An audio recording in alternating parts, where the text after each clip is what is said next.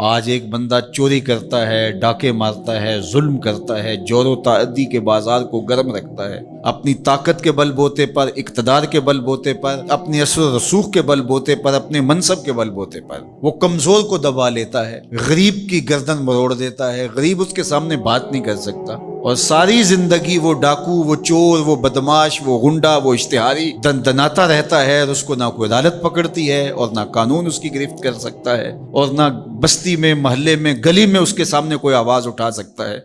اور کمزور ساری زندگی پسا رہتا ہے، تو مرنے کے بعد اس لیے وہ عدالت رکھی گئی ہے۔ اللہ تعالیٰ نے قرآن مجید میں ارشاد فرمایا قیامت کے دن کیا ماننے والے اور انکار کرنے والے دونوں، کیا ہم ان کے ساتھ ایک جیسا سلوک کریں گے؟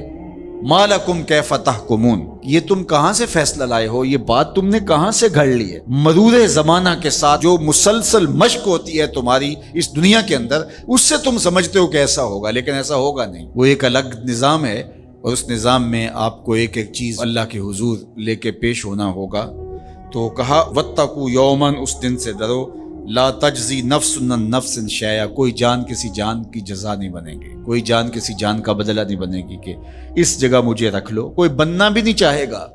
اگر کوئی بنانا بھی چاہے تو کوئی بننا ہی نہیں چاہے گا۔ یوم یفر المرء من اخیہ وامہ وابیہ،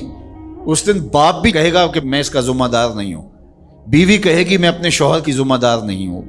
بیٹا کہے گا میں اپنی ماں کا ذمہ دار نہیں ہوں، ماں کہے گی میں اپنی بیٹی کی ذمہ دار نہیں ہوں، اور وہ ایک دوسرے سے جان چھڑا رہے ہوں گے۔ جب ماں بھی جان چھڑا رہی ہوگی، بتائیے وہ دن پھر کس طرح نفسی نفسی کا ہوگا۔ آج کی تاریخ میں سارے لوگ میدان چھوڑ کے بھاگ جائیں، لیکن ماں جو ہے وہ جلتی ہوئی آگ میں بھی کود جاتی ہے اپنی اولاد کے لیے، لیکن وہ دن اتنا سخت ہوگا کہ ماں بھی چھوڑ دے گی، ماں بھی کہے گی یہ اس سے پوچھو، میں اس کی ذمہ دار نہیں ہوں۔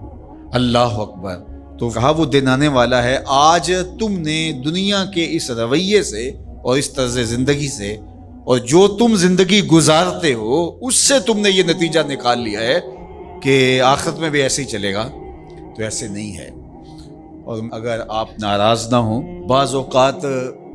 خوش آمدی مریدین پیروں کو اس قدر کہتے ہیں کہ آپ تو بخشے ہوئے ہیں، آپ تو کامل ہیں، اور آپ تو پہنچے ہوئے ہیں،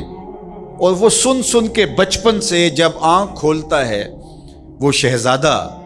آغوش مادر سے جب نکل کے وہ خانقاہ کے ماحول میں آتا ہے، تو وہ یہی سنتا ہے کہ یہ کوئی الگ مخلوق ہے، تو آہستہ آہستہ اس کی طبع کے اندر بھی یہ راسخ ہو جاتا ہے کہ مجھے تو کوئی پرسش نہیں ہوگی، میں تو شریعت سے، قانون سے، اخلاقیات سے مبرہ ہوں۔ ہم نے دیکھا ہے کہ پیروں کے بیٹے بالکل نوخیز بچے بوڑھے سفید داڑھیوں والوں کی تذلیل کر رہے ہوتے ہیں اور ان کو غلاموں کی طرح سمجھ رہے ہوتے ہیں، ان کا خیال ہے کہ ہم ان کے اوپر جو ہے وہ کوئی حاکم بن کے آئے ہیں۔ یہی سیاستدانوں کا حال ہے، یہی باقی طبقات کا حال ہے۔ تو وہ ماحول ایسا ان کو دیا جاتا ہے، اور وہ پھر آہستہ آہستہ یہ سمجھتے ہیں کہ ہم تو بخشے ہوئے ہیں، اور ایسا ہوتا ہے کہ وہ بیچارے دعا سے بھی محروم ہو جاتے ہیں۔ میں نے دیکھا ہے کہ جب لوگ فوت ہوتے ہیں تو بالخصوص جو اس طرح کا ماحول ہوتا ہے وہاں، تو وہاں پیر صاحب کے لیے مغفرت کی دعا نہیں کی جاتی، ان کے وسیلے سے اپنے لیے دعا کی جاتی ہے۔ تو یار کیسی محرومی ہے کہ جو دعائیں مغفرت کی، غفران کی، باوجود کے پیغمبروں کے دامن پہ کوئی گناہ کا دبا اور داغ نہیں تھا، لیکن اللہ سے وہ استغفار بھی طلب کرتے رہے اور اپنے لیے غفران و رحمت کی دعائیں بھی مانگتے رہے۔ اصحاب پیغمبر، اولاد رسول سب یہ کچھ کرتے رہے،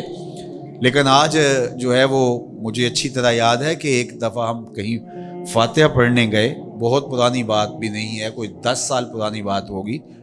تو وہ جو صاحب فوت ہوئے تھے تو میں نے غفران و مغفرت کا کوئی لفظ کیا، تو میری طرف بڑی تیکھی نظروں سے لوگ لکھنے لگے، یعنی کیا آپ ان کے لیے مغفرت کی دعا کریں گے؟ یعنی یہ تو بخشے ہوئے ہیں۔ میں اور آپ کسی کے لیے گمان کر سکتے ہیں، دعا دے سکتے ہیں، لیکن قطعاً کہنا ہمارے لیے مشکل ہے، تو پھر کیا کریں گے؟ ہم دعا مانگیں گے۔ نیک سے نیک پارسا شخص بھی ہو، ہمیں یہ بتایا گیا کہ اس کی خوبیوں کو بیان کرو، اس کی اچھائیوں کو بیان کرو، اس کے اچھے اعمال کا ذکر کرو، اور اس کے بارے حسن ظن رکھو، لیکن اس کی مغفرت کے لیے دعا کرو۔